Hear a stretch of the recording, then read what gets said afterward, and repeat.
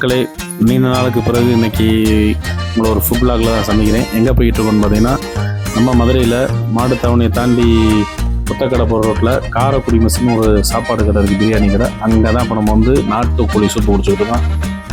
Soup குடித்து பார்த்ததில் taste வேறு லெவலு, சொல்கிறதுக்கே இல்லை. அந்தளவுக்கு பார்த்தோன்னா உள்ள மல்லி, புதினா, நாட்டுக்கோழி அது இதுன்னு போட்டு சும்மா ஜமாய் பண்ணியிருந்தாங்க. அப்படி ஒரு டேஸ்ட்டான சூப்பு.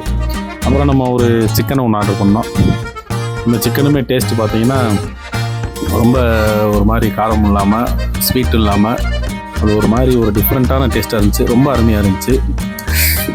இதை சாப்பிட்டு பார்த்துட்டு அப்படியே நம்ம உடனே நம்ம வந்து பிரியாணி சாப்பிட தானே பிரியாணி ஆர்டர் பண்ணோம்.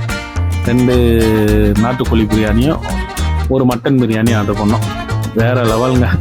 நம்ம நினச்ச அந்தளவுக்கு ஒரு டேஸ்ட் இருக்குமான்னு நினச்சி போனோம். ஆனால் உண்மையிலேயே முண்டை மயக்க மாதிரி சாப்பாடில் அவங்க அசத்திட்டாங்க. சாப்பிட்டு பார்த்ததில் பீஸ்லேருந்து பிரியாணி வரைக்கும் எல்லாமே நல்லா டேஸ்ட்டாக இருந்துச்சு.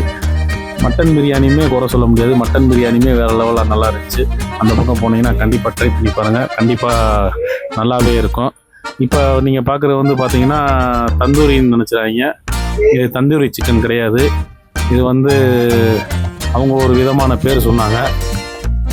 அதில் வந்து என்னென்ன கொடுக்குறாங்க பார்த்தீங்கன்னா, மயோனஸ் கொடுக்குறாங்க, மல்லி சட்னி கொடுக்குறாங்க.